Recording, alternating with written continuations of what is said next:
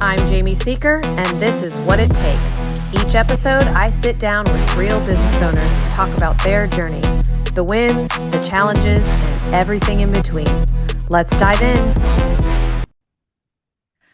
Today on What It Takes, we're talking with someone who brings heart, leadership, and a sharp eye for design to every blueprint he touches. Justin Tollefson is principal at Pearson Design Group, an award-winning architecture firm based in Bozeman, Montana. He's not only helping design stunning story-driven spaces across the country, but he's also steering the ship behind the scenes, balancing creative vision with the business leadership, team development, and client experience. A second generation architect, Justin's journey at PDG started back in 2004, and he's worn just about every hat since: designer, marketer, team builder, and strategist. So today we're diving into what it takes to lead a creative business like his, the wins, the lessons, the team dynamics, the human side of running a firm that creates spaces people truly connect with. Justin, welcome to the show. Thanks, Jamie. Good to be here. So, you've been part of Pearson Design Group for over 20 years. How has your leadership style evolved? Your team growth and changes that happen along with that? Tell me about that. Um, I think for me, the biggest thing is it's probably true to anybody who ages, but when you're younger, especially when you're a younger designer or architect, I think you're trying to prove yourself a lot, and maybe you're competing with other ideas a lot, and it um, feels more like you're trying to prove it. And the older I get, the more I've realized it's something a little bit different in how I think about leadership and even how I think about design. That's a little bit more about listening and synthesizing and iterating, and it's a more subtle thing. And so that's both for design and for maybe how I think about leadership. That's really, really good. What are the values or like non-negotiables that guide how you build and lead your team?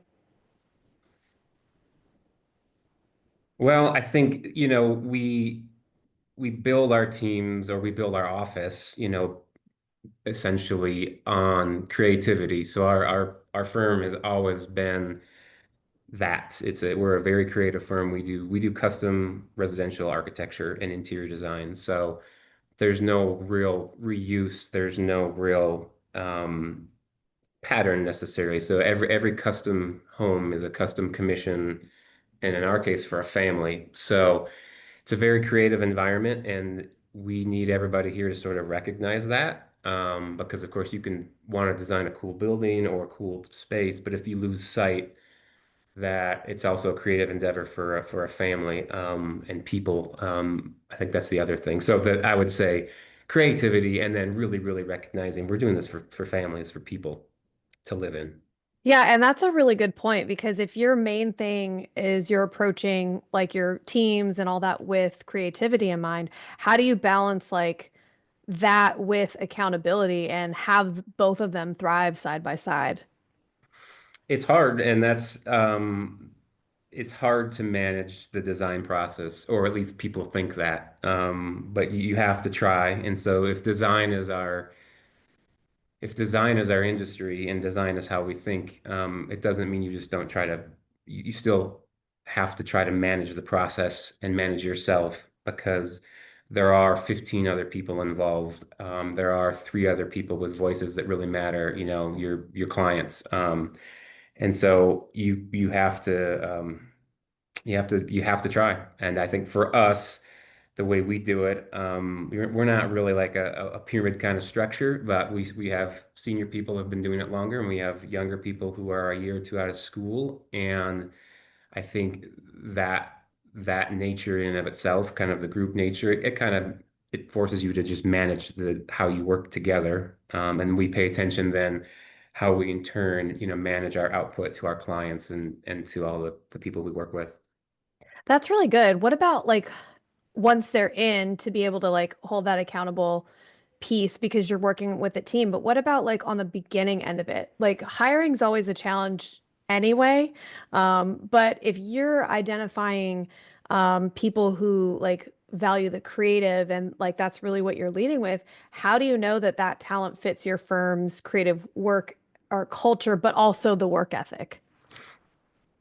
You kind of don't. I think That's so honest. I love that. I, Thank you for saying that. Okay, expand, expand.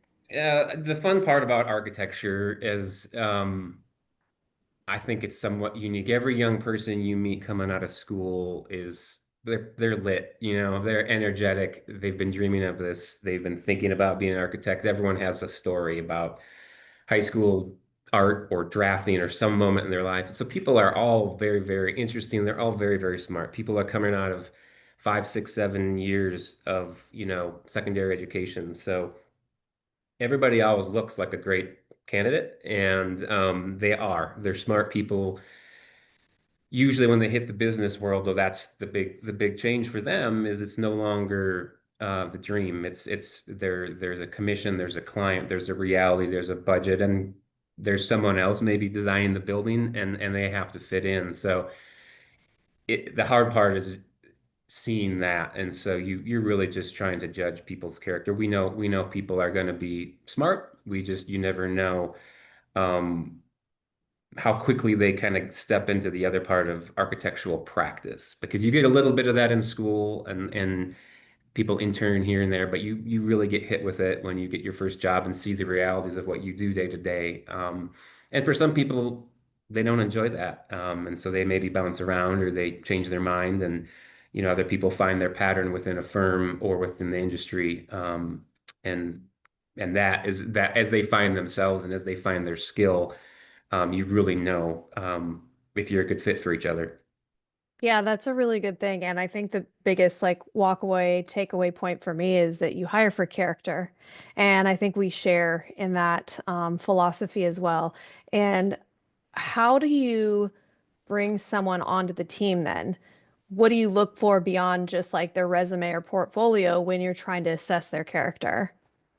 Um, I mean, I'm always looking for honesty if you can see it. So it's there's just like I guess you said character, energy, and of course we have the reality too, where we're also looking for like some software knowledge base. That's really the unfortunate thing for everybody, and is there are things that we expect young architects to do that they have never been formally trained on, other than maybe a course or two, and they kind of pick it up on their own. So I really think our attitude when we're hiring and what I look for are traits that I know are we're going to train them. They're going to learn how to run Revit from our other staff. They're going to learn about how we design by being in the building with us. So you're just kind of looking for the other intangibles that they'll be there and they'll work hard, and they can be part of the group. Well, that's a really good perspective to have because I know just personally from working with a lot of clients in the industry, you can say that you know Revit, but actually doing it is a whole different ball game. And we've hired on people that have said, "Oh yeah, no, no problem." And they were at the very beginner level where they rank themselves on an assessment as like a 7 or 8 in knowledge base expertise. They're like maybe a 1 or a 2. And we were just like, "How did you get that?" Well, because they were like the top of their class and they were able to do, whatever, but actually going in and running it on a day to day is a really big thing. So I like that mentality of, hey, we're going to hire for who you are and we're going to train you up on what we do because that's a philosophy that I don't know that a lot of business owners or just companies in general share. So that's huge. What's been your biggest lesson when it comes to managing people? Like what's something that you're still working on as a leader, maybe? Um, I don't know. I feel like um, I just hope I can get good people to be patient. I think it's kind of one of my own patterns in my own career, and I want young people to be patient. So just like coming into your job and being new to practice, it takes some time for your voice to be heard. It takes some time for you to get in a position where you can influence a project, and it takes a long time if you want to be part of a business. And so I think the people that I've really liked working with over the years, I always hope they're patient enough to stick around. Our projects take I'm going to say they take a year to design. Not literally, but it seems to take about that long. And 2 years plus to build. So it's a 3 year endeavor to complete one project. And so if you're a young person to do two projects, that could be twice as long as it took you to get through school or something. And so they've got to really be patient. And if they are, they tend to end up in a position in the career that's I think more profound and more meaningful for them if they're patient and they stay put and they see through some projects rather than kind of resume jump around. Yeah, that's a really good observation, like on a, and I think just as a culture, we're very much instant gratification, and it's becoming more instant means so much different than it did when I was growing up, and even as my kids have grown up now, instant gratification is literally instant, whereas probably 10, 20 years ago, instant was, much longer than immediate. Yeah. Instant meant something else to us. So I think when we're talking about one thing lasting 2 to 3 years, that's incomprehensible, I think, to some people who are just breaking into an industry or starting a career, right? So that's a really good observation. Can you talk about a time when you've had to maybe make a tough HR decision when it came to that? Maybe it was related to that, or maybe not. Like, how did you handle it? And maybe some like key learning points along the way, or as maybe you're still learning based on the look We I see on your face. we are well, our firm we have 17 people on staff right now. And that's pretty typical. Sometimes we ebb and flow a little bit higher. But we're always between 17, 20, 22 people, something like that. So HR is hard because we're not quite big enough that like we have a person that just does that and that's their specialty. So I think when we have HR issues, they're actually never really about that. They're never really about architecture and patience and capacity. It's usually something more unpredictable. Absolutely. Anything Yeah. specific come to mind? You look like you're thinking of a very specific incident. No, I no, I it, no, I don't have a specific one that I think it's probably I suppose it's related to what I said. If people are patient, they're more patient not only in how they're approaching their career, they're patient in how they handle a particular circumstance. And so um, it's easy to say as an owner of the company, but you just hope people don't get hung up on the small things. Sure. And let's again, we feel so fortunate because we get to do really amazing things and design buildings and homes, and that's super fun. And so anytime I'm not meeting with a client and working on a design and talking with people about this amazing thing we're creating, it's a drag. And so I think more than other professions, we get really bummed out when we don't get to do what we're supposed to be doing on any given day. Well, that's also a really good point because you got into this because you love what you do. You're in it as a designer. So in a people first business, if you're not working with clients or you're not working on a project, how do you support your team growth, like professionally, personally, when that's really not, nobody trained you how to do that. You don't, when you go into school and you're focusing on architecture and design, they're not putting you through, leadership and team building and how to help your young ones grow and mentoring and all that kind of stuff. That's just something that you have to figure out on your own on the job. So, how do you support that?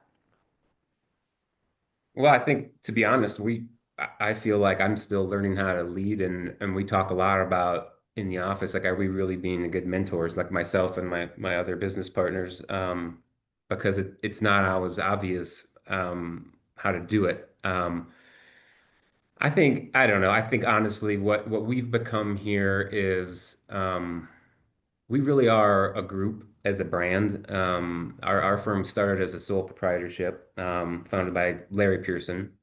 And in 2000, what was it? 2007, I think. I became, a shareholder in the company, as well as a few others, and that's when we became the Pearson Design Group. And I think for my design firm, it's kind of a meaningful moment to actually start to think about yourself as a group. And so here we are, whatever that is, 15 years later, 20 years later, we're getting to be really a group of people that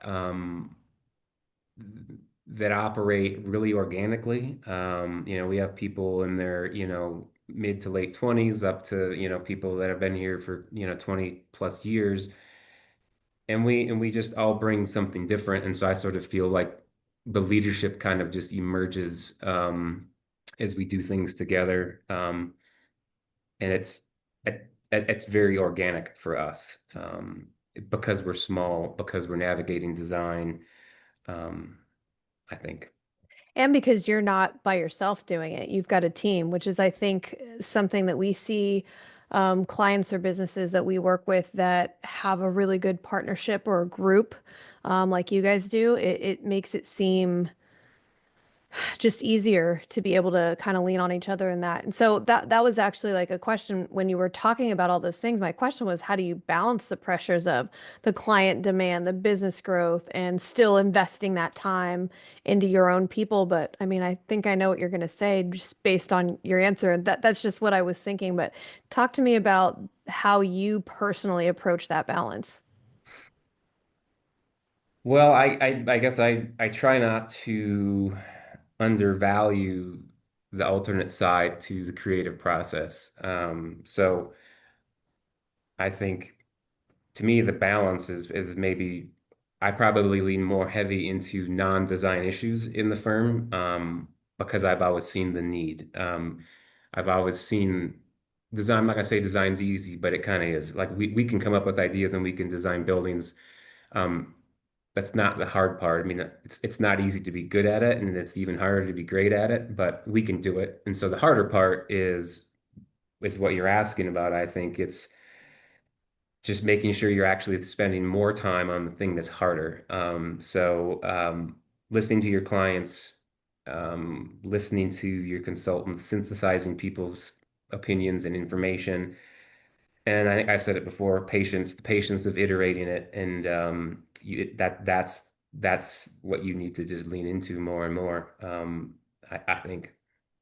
That's really good wisdom. As you look toward the future, what are you most excited about when it comes to developing your next generation of design leaders at PDG? Um, I think the most the most interesting thing we're looking for, and it's not just me, it's any young person, I think, this day and age. We're looking for things we haven't done yet, which specifically would be, I think, even more energy and emphasis into sustainable practice and sustainable construction. We're around it. We integrate it into our projects, but we're still looking for that dream client that, you know, wants the off-grid house or wants to push it a little further, and we really start thinking and tracking about other things in architecture that we don't get to do as much as we'd like. So I would say it's in the field and in of sustainable practice is where we're wanting to be more. Yeah, that's great. That's good to hear too. Well, before we let you go, we always ask our guests this one final question. What does it take to be a business owner in this day and age? Well, I mean, I think I don't want to repeat myself, but I think it's balance. In the design industry, we're talking about balancing design versus management. But I think balancing things that seem unmanageable, with management, not shying away from the things that aren't the fun part and aren't the creative part. Usually, if you pay attention to them, they kind of open up the means to do more of the fun part. So for me, I think it's kind of very patient, calm balance. That's really good. Justin, thank you so much for being here. It's been awesome hearing about how you lead with both strategy and soul. Like I feel like there's both that person piece and also like but it sounds very intentional as well. So I love that. Your perspective on team culture stood out to me, the business of design, staying creatively grounded. also, something that a lot of listeners I think would take to heart, and leading with that creativity when looking to build your team. That was awesome. But if people are looking to find you, how can you be found? Well, our firm can be found on Instagram quite easily at Pearson Design Group. And our website is the same, pearsondesigngroup.com. And you can reach me by submitting an inquiry on our Contact Us tab. I field them all, from vendors to potential clients to anybody with a question on what it takes. Oh, wow. So, yep, there you go. You're the one getting all those. So you'll reach him directly if you do that. And obviously probably social as well. We can put that in our show notes. But that's a wrap on this episode of What It Takes. Be sure to follow Pearson Design Group on social or on their website. See some of their stunning work and stay tuned for more conversations with the people building bold businesses from the inside out. Thanks for listening, and we'll catch you next time. Would you or someone you know like to be featured on this podcast? Our applications are now open. Apply today at seekersolution.com and click on the podcast link to get started.